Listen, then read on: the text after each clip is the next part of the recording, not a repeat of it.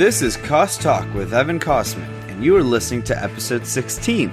This episode is the second half of the interview with Blake Murphy, managing editor of Raptors Republic.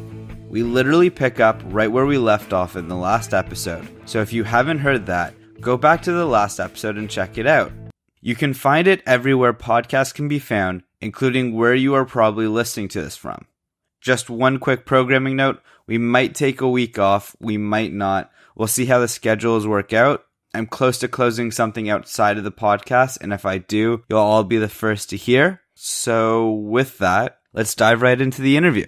First, the Shams dunking over Woj's entire offseason might have been my favorite part more than the transactions. Man, I'm not sure anyone works as hard as Shams, man. Like, really? I saw him in Summer League, and, like, I didn't even get a chance to say hi. Like, every time I turned around, he was talking to a different person. Like, that guy grinds so hard. I, didn't know he existed until, the first tweet that came out, and then it was 20 after. And I was like, who the hell is this guy? He's killing Woj from the vertical, his old place. Yeah. And that was just so funny. Yeah, he's, a great story because he started out just on Real GM. Oh, really? He was just, give me an opportunity. He was a college student at the time, and he just, worked agents and just, outworked everyone. That's really cool. Yeah, and he was he didn't have a formal basketball come up or anything like that. Woj was a columnist before, so you build relationships that way. Sean's just outworked everyone, man. Good for him. Yeah, he's an inspiration. And the second thing, so you said it's fun seeing people interact at Summer League. It's sort of like a collection of the entire NBA in one place. What's it like being maybe even a fly on the wall, seeing everybody interact with everyone? What do you take away from that? All those type of things. Yeah, it's funny. You get to know, from afar, you get to know the players a little bit better, just because, you see how they act outside of a locker room. Mm-hmm. And I don't mean, I see them at the casino or the club or anything like that, but, I think I tweeted about this or mentioned on a podcast, the degree to which everyone around the league loves Bebe is crazy. So a couple times now I've gone and I'll ask new guys, just generally as kind of an icebreaker, who have you gotten to know? Have you hung out with any of the guys? Are you getting to know anyone? And without question, the last 2 years, everyone said Bebe first. And Bebe wasn't playing the last 2 years. He was just around practicing and being a good dude. And I've had agents tell me he'll come to the agents after practice and hey, your guys doing well, and fill them in on how their guys are doing, helping the guys that have language barriers and stuff like that. And then another one this year was Kennedy Meeks is the most popular person on the planet. Really? J. Cole came to a Summer League game just to watch Kennedy Meeks. Yeah. He had a concert the night before, but everyone loves that dude. I hope he's okay. He signed an Exhibit 10 deal, which means if he agrees to go to the 905 and clears waivers, he'll get a $50,000 bonus on top of the D-League salary. I keep saying D-League, G-League. Yeah, I'm hoping he's down there because he'll be a good quote, and he's a fun guy to have around, and he's a North Carolina guy too, so him and Stack probably have a nice relationship. Yeah, so you get to see little things like that, and there's not a ton the one thing too was I saw it's awful that I didn't follow on this. I was talking to someone in underneath the arena after one of the games, and I saw Masai and Sean Marks get in an elevator together, and an hour later the Dwight Carroll news came out. Seriously? And I'm man, I don't know what to do. Should I chase them? Should I stalk them? What's going on? And, they walked by and I didn't think anything of it, and then an hour later it's oh yeah, Dwight Carroll's been traded to the Nets. So sometimes guys are just catching up, and it almost hits a point where you can get too suspicious about stuff where you see two guys talking, you're what's going on? I don't know, it's interesting. You kind of have to at the same time ratchet up how much attention you're paying, but also temper it down because not everything means something. It's really fun though. If anyone's listening and hasn't gone to Summer League, to go as a fan, I've never gone as a fan, but I had some friends come down this year as fans and just do I think they did 4 days in Vegas and only 2 days they did Summer League because they're 12-hour days in the arena. But man, it's so much fun. The atmosphere there now that especially the last couple of years because the Lakers have been really heavy on young guys and they've been a good sight to see. But they set attendance records each of the last 2 years. It's a great atmosphere and it's Vegas also. But you get to walk around and you see so many people that you don't get to see when you're at an NBA game walking around, and ex-players and coaches and stuff like that, or just like Jamario Moon was there every day in a different throwback jersey. You get to see random stuff like that, and Sean Hyken has a regular feature he does where he'll just tweet out all the awful jerseys he sees, at Summer League, so it's like a chance to wear your worst jersey. It's a lot of fun. If anyone hasn't been and like is a big basketball fan, it's definitely a trip worth taking. Jamario Moon, were the throwback jerseys his own jersey because he's already a throwback? No. The only one I remember is that he had a Chris Mullin Golden State jersey on. Oh, that's awesome. He had a Houston one too, but I forget who it was. And then I saw him a third day, and I forget what jersey it was. It's like the weirdest running gag of the week. No, yeah, this year was the first year I think I genuinely watched more than 5 minutes in passing of a Summer League game because it was Lonzo Ball was being hyped in. There are all these young guys that like you like seeing the next wave come together, and this was your first exposure to them. Yeah, there are a lot of good reasons to watch it. Like you want to see your rookies progress when they're in their sophomore year. You want to see how your draft pick's going to look the first time. You want to see even fringy guys that might have a chance of cracking the roster or fighting for their G League life. Like everyone there's so many different levels of guy there and so many different wrinkles that you're watching. I don't know. I find it super interesting and a lot of fun. I spent 8 days there this year. That was maybe too long. It's Vegas. You find new things to do every day. Man, I had maybe 3 beers. Really? Yeah, it's crazy because you're at the arena. The games start at like 12:30 or 1 local time, and then they don't end until about 10. So you've been there all day, and then for me, I got to go right. So yeah, I think there was one night I went out with one of the social media guys from one of the teams and like played a couple hands of cards. I dropped like $50 at a table, had a couple beers, and that was it. I went to Gordon Ramsay Burger for lunch one day. That's pretty much it. Otherwise, everything was at the arena. Well, I'm sure you enjoyed the arena, and that's yeah. This is why I recommend people go as like fans, and like then you don't have to be there, right? Don't do that last game. Go get a nice dinner and stuff like that. It's like Zach Lowe has a rule. I remember he said on a podcast or put in an article or something that like he doesn't do the last game. No, that makes sense. You need to enjoy the nightlife and get a breather from it. Yeah. So speaking of getting a breather, I talked to Greg last week, as I mentioned, and he says the more you write about the seasons, the more cyclical it can get. How do you fight that each year you go into a season? Yeah, that's an interesting question because the Raptors are they're in a spot where it's very cyclical, right? Like this is going to be the 5th year in a row they've been at roughly the same level. The core is mostly the same, but tweaks on the edges. Yeah. So part of it is, like doing different things like going and doing the G League or like not last year, but the year before, I really pushed myself to do more video work to like get better at that aspect of it. This year, I'm trying to teach myself Python right now because I'd like to mess around with more analytics stuff, just to see what I can come up with and maybe make some Raptors specific stuff or like answer some questions that we have that we don't have public data for because like everyone at Analytic Calculus keeps getting hired. We don't have all this publicly available data. So things like that, like I can't speak for everyone, but like I try to just find things to get better at and push myself that way. Feature writing from a storytelling perspective is still something I'm not super strong at. Like I'm better writing the analysis and weaving in quotes and stuff like that rather than telling a good story. So that like try to find opportunities to push yourself and get a little bit better. And then, I mean, there are going to be times this year where it feels like a bit of a slog. Like I think they play like 18 games in December. It's December or January. They have like an 18-game month. Man, that's going to be a lot. But we're lucky with 2 things this year with the schedule in that the Raptors, I don't think, have a homestand longer than 3 games. Oh. So them going home road really breaks up the flow of the season because you're not at the arena like 6 games in a row and then not there for 2 weeks. And then the NBA also moving the trade deadline to before the All-Star break means we can actually take a break now during the All-Star break because we couldn't before because it would be the All-Star game and then like 3-day gap and then the trade deadline. So what are you going to do in that time? So this year might actually allow for like a little bit of a breather. But yeah, I don't have a good answer, man. I just try to find different ways to push myself or, I don't know, maybe people can tell me the stuff I should be working on trying to get better at. Maybe you're just not there yet the more seasons, then it'll become a big I mean, that's true. That's true. Yeah. Last year was the first year that I was at every single game. Like I'm still, when I wasn't, I was still watching them all the time, but like, it was like, the year before that, I maybe went to 15 or 20 home games and a dozen practices. So yeah, it might, for guys like Eric Green and Ryan Woolsat, Josh Bloomberg, like those guys, it might feel a lot more cyclical, especially like guys who have been in it since this run started. But there'll always be something, man. There's always something to write about. Someone will be really good or someone will be bad or someone will get hurt. There won't be a trade during the season this year to write about, but stuff happens. So I couldn't have you on without asking you a couple Raptors questions. Of course. Start of 2017 versus start of 2018. Which team do you objectively think is better? I mean, start of 2016 versus start of 2017. So at the moment in time, I think that they're probably a little bit weaker this year. Just like I have defensive concerns.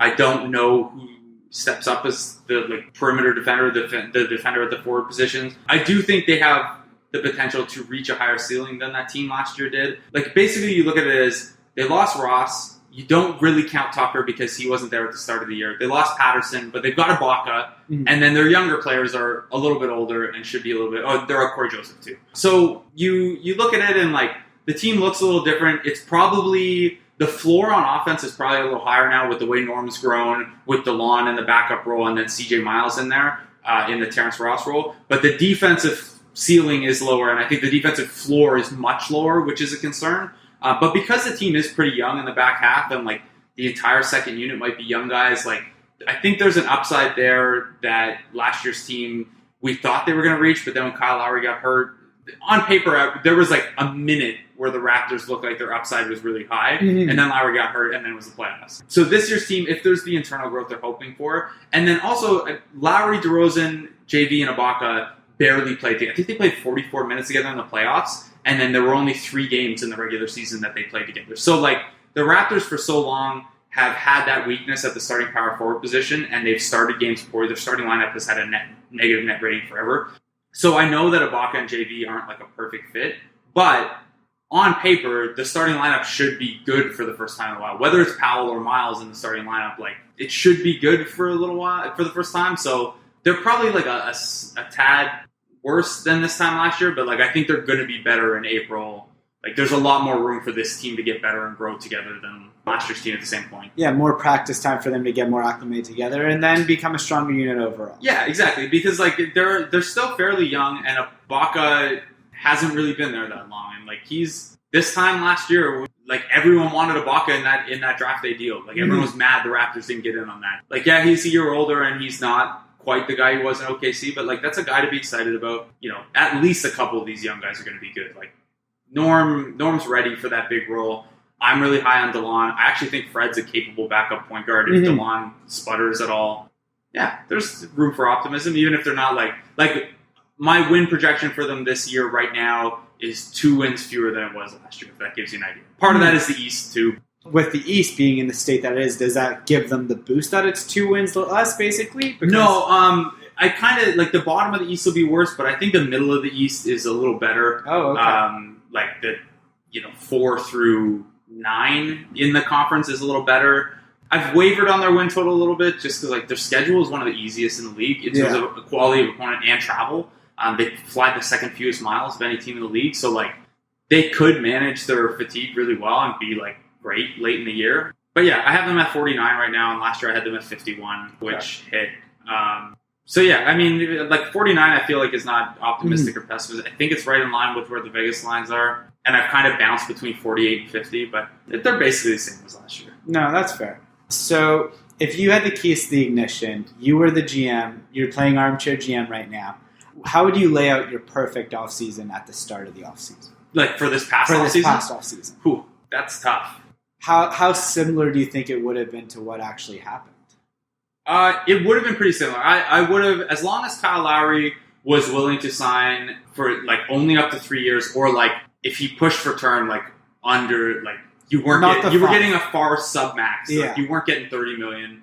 I kind of had in my head like 150 would have been like the worst case scenario that I would have been like, okay, I get why they signed him, but like even that I would not have had the stomach for it. But basically, if Lowry signed anything on 3 years, I would have been like, keep him. The Lowry domino will kind of dictate everything. If he was to walk, I don't think the team's good enough to warrant trying to stay good and win 42, 43. I love DeMar, but this team without Kyle Lowry is, I mean, you could say the same. This team without DeMar would take a step back too, and it wouldn't have made a lot of sense to invest in Ibaka. So because they were in a weird spot where like they didn't have cap space, like if all 4 of the free agents had walked, they would only have like $19 million in cap space. So there was no scenario where like it was like let Kyle walk and sign this guy, or let Serge walk and sign this guy. It was keep as many of the guys together as you can, or don't, and then you play around with the mid-level exception. And I don't love the idea of trading 2 picks away to get rid of DeMar Carroll.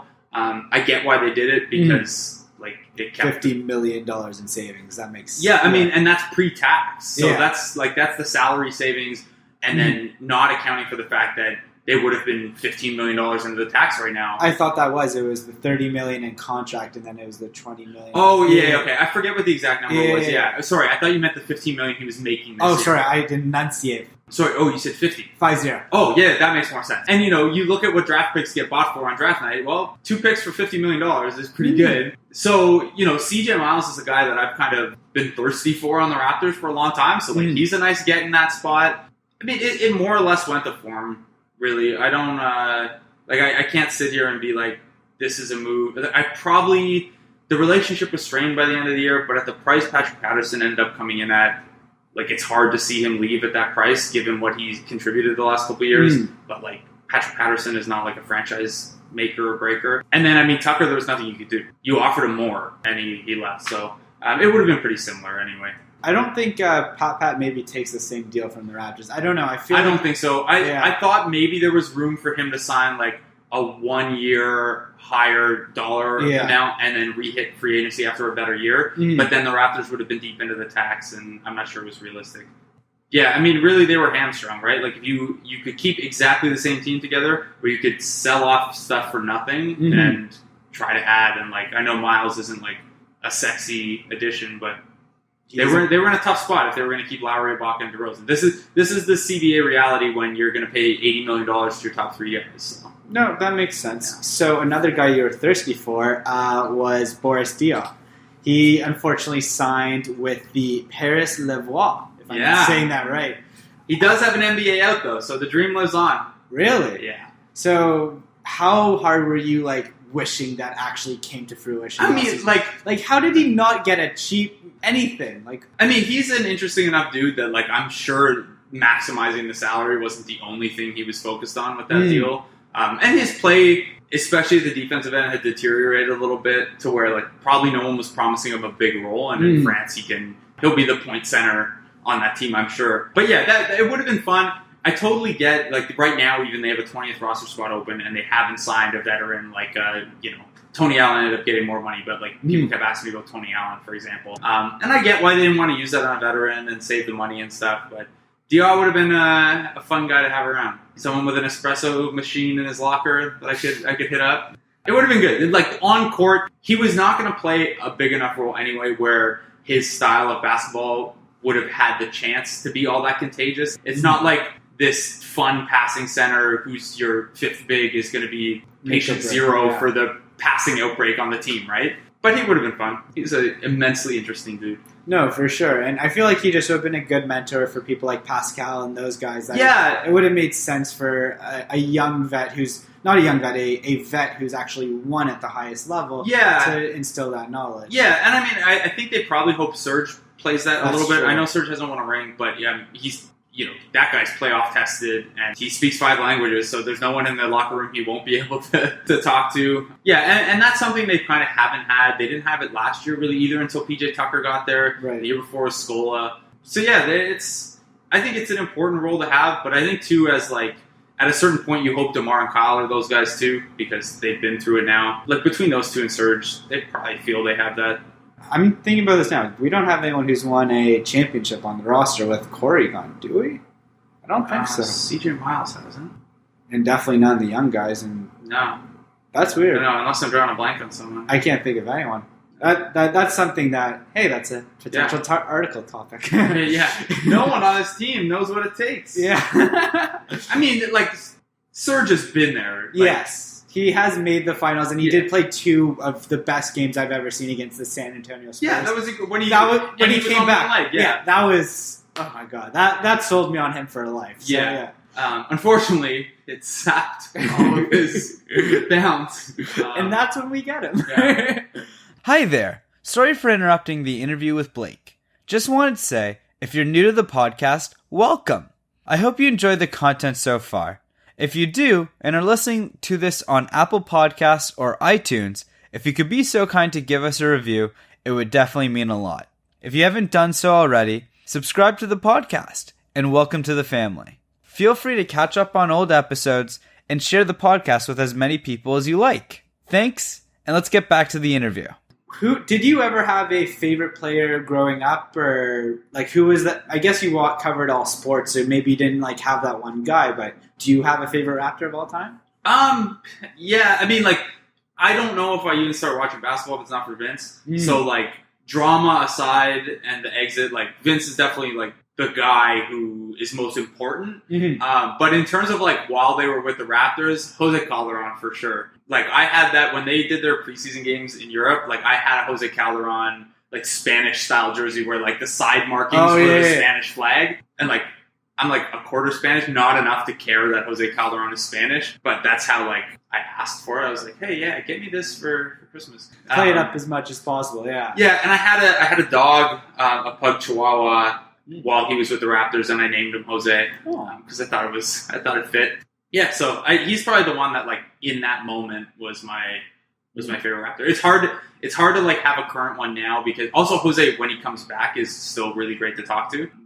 I got a conversation with him last year when he came back once, and he was talking about his free throw. Someone asked him about the free throw made record, and the person like got the number wrong. And he like corrected them, and then there was like I was like, hold up, I'll look it up, and we were like basically going through free throw trivia. But yeah, it would be weird for me now to have a favorite Raptor. I think just because like I have to kind of be objective and like removed from it, and like I have to be like, I mean, I think it comes across pretty clearly that like Bebe is a guy that I enjoy talking to, and I believe in his game. But like when Bebe acts a fool and does stupid stuff and picks up 4 fouls and pouts about it, like I have to be able to write about that. So I can't really have a guy that I like really. I mean, I root for all of them because I was a Raptor fan first, and the further they go, the more money I'll make. So I'm rooting for all of them anyway. But so at full health, who do you think would have gone more minutes, Bruno or OG? OG, if they were at full health, OG for sure. I still think OG will probably beat him by the end. The team is like super high.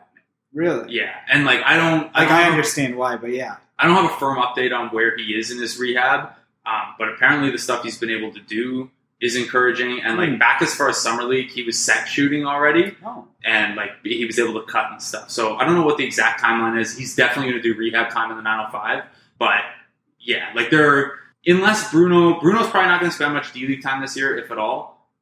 So he's going to have the first crack. Like if you draw up the depth chart on the first night of the season, he'll probably be small forward 2. It's just the way Miles, Powell, and DeRozan, wing 4, if you want to call him that, or forward 5, forward 3 or something, whatever you want to call it. Bruno will be like the 10th man on paper. He will have to show something really quickly for like OG not to come back and take those minutes, or whoever makes the team out of McKinney and McDaniels for one of them to not take those minutes. So I would lean OG. I just think I think as weird as it is being younger, like he's already a little more polished and like certain defensively. Bruno still has great defensive potential, and like I actually think his defense is much closer to NBA ready than his offense. But like OG has the potential to be like a good defender right away, and very few rookies are. So like everyone should have some patience with it. But if OG's good, I think it just opens up so much for them, like lineup versatility wise, that like if Bruno hits, what Bruno's going to be doesn't fundamentally change things for them. But like OG could be a piece, so I think he'll get a chance once he's healthy. I hope I'm wrong. I hope Bruno just like takes off. It's amazing. Well, I mean that last game of last season in the G League, D League, then I guess 30 points in the final. But even then, like in game 1 of that series, like he had a similar incident to like he had with the Brazil team, where like the emotional maturity still isn't there. Like physically, he looks great. And his basketball skills are coming along. He's still on offense. It looks a little bit sometimes like he's moving in slow motion still, like reading the floor. Like his drives are a little methodical. But like defensively, he's got length. He's learned when to help and to help the helper and stuff like that. He's gotten a lot better on that side. So I actually think like I still have some hope that Bruno could be like a back end rotation player, as like he can shoot. He shot a high volume of threes at like 33-34%, and like he's super long and is learning defense. It's still worth the experiment. Like, no, for sure. I just think like OG's upside is immensely higher, and he might be better now. He's probably better now, so he'll get the chance when he's healthy. And we're also the 4th year and 2 years away. 2 years away. Yes. So yeah. I mean that's a joke, but like it was a 4-year experiment. It was. So this is kind of the year. Well, if anything, next year's the year it's actually supposed to come together. Yes. And that's when he'll be a free agent and it'll all work out. I mean, I'm still curious enough about it that like I wonder if Masai slides him an extension offer before October 31st. Right. And it's like just like $2 million a year. It would be like a historically low extension for a pre-RFA guy to sign. But it would be something guaranteed, and whatever happens. Exactly. Yeah. Like, we're committing to seeing this through a little longer. Mm-hmm. You can, because I mean, I don't know how much Bruno will worry about it, but because he's, not like, he's still a little emotional sometimes. I don't love the idea of him playing, looking over his shoulder at OG without certainty. And obviously, the Bruno Caboclo experiment is not how you dictate your team and what you do. But if the Raptors still believe that by next year he can be a back-end rotation piece, or even a Brazilian Kevin Durant, who knows? Yeah, I think that's a Well, I mean, we've got a young Kawhi Leonard and OG, and we've got so we're just building a super team. It's just a couple years away. Yeah. What is it? Raptors fans love to compare Norm to Westbrook. Do they? I mean, when Norm... I don't see that at all. Yeah, I've seen it in the comments. Yeah. People argue. Usually it's when, Norm's not playing. It's like, man, he could be our Westbrook. I mean... I like Norm. Yeah. Oh, my God. That one's out there. I don't... I just think about this. I don't see that comparison really at all. I get that they're ball handlers, maybe, but very different play styles. Yeah. I mean, it's... Yeah.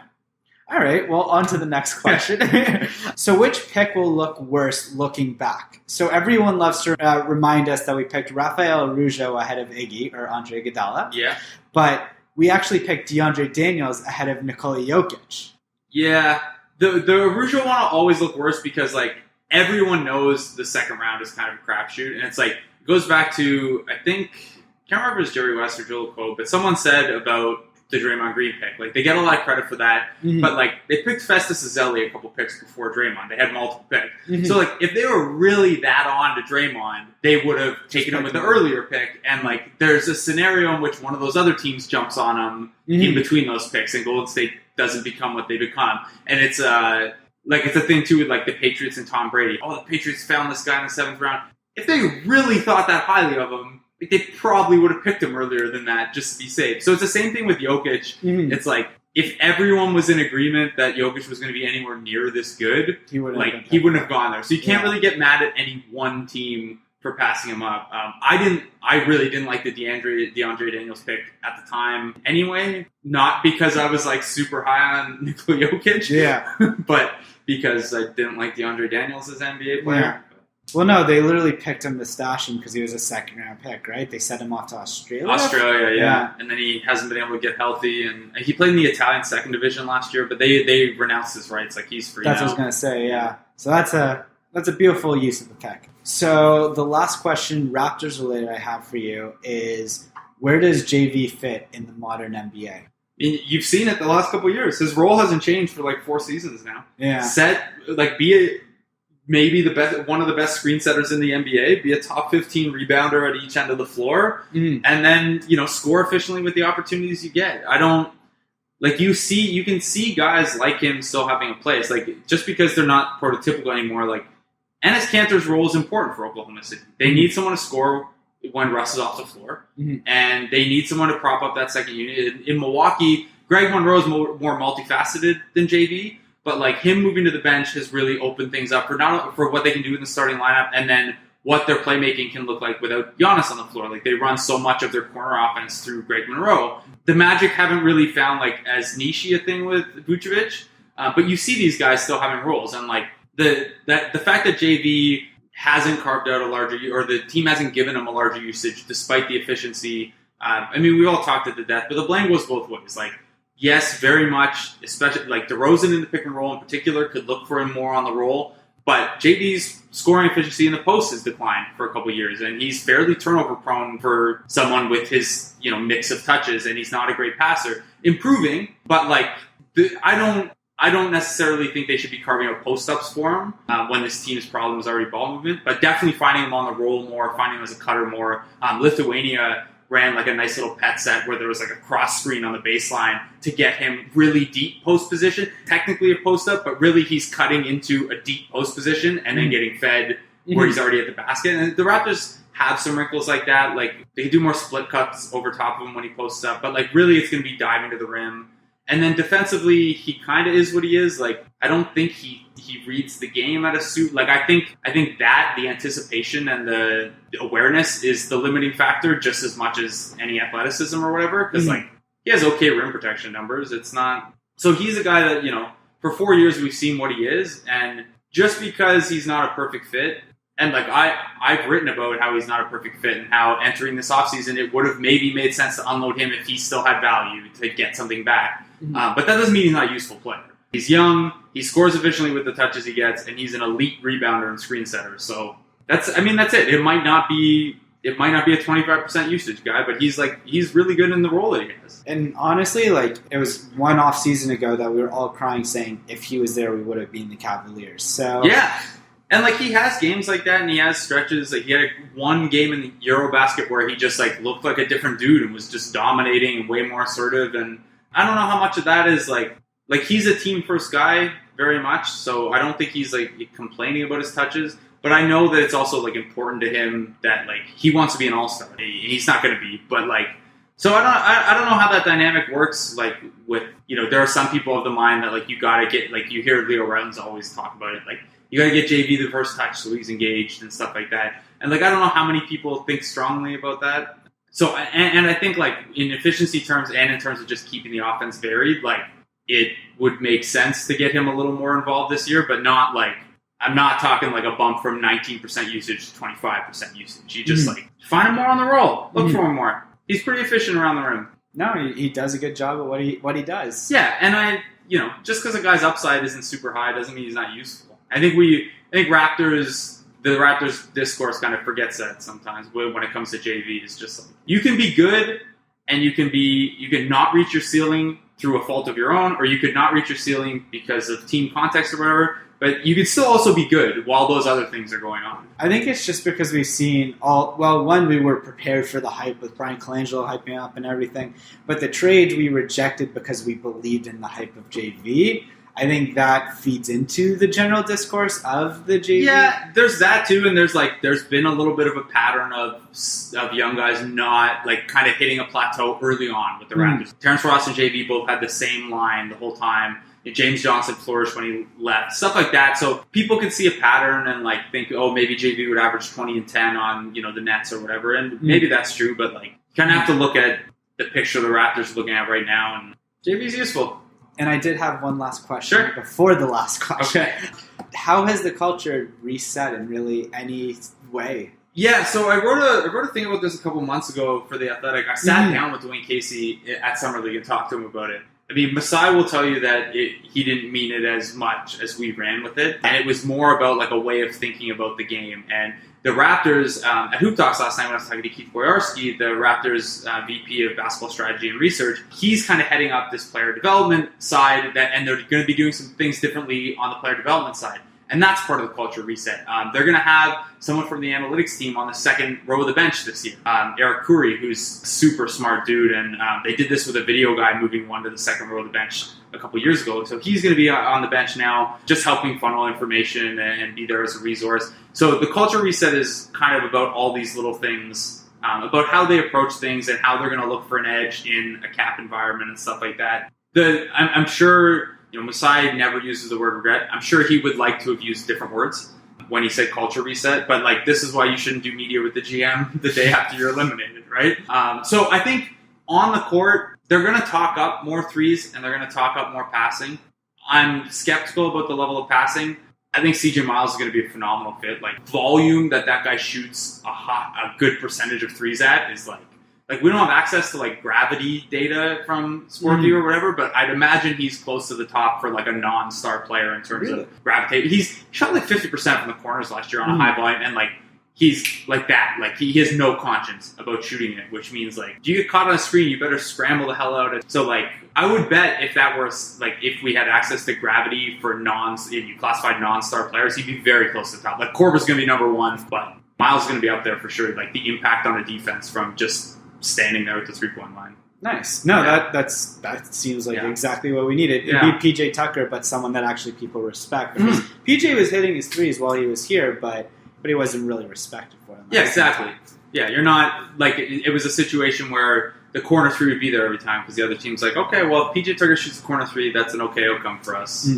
All right, so to close out every episode of the podcast, I have my guests ask the next guest a question. Okay. Your question comes to us from Greg Wyszynski over at Puck Daddy Blog. Which is your favorite science fiction movie that primarily takes place in space? Oh, boy. Mine was Moonraker, and that was just on the spot. And I kind of regret the answer, but I'll stick with it. Man, I'm really not a science fiction guy that takes place in space. The Space Jam count?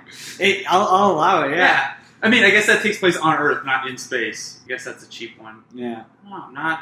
Well, I'm really, I'm so not science. Like, I've never seen a Star Wars movie. Wow. Or a Star Trek movie. That's breaking news right there. Yeah. So I'm not the right... I'm trying to think. There have got to be some that, I've definitely seen, and I'm just drawing a blank on. Man, space movies suck. This is my hot take. I could just leave it as that.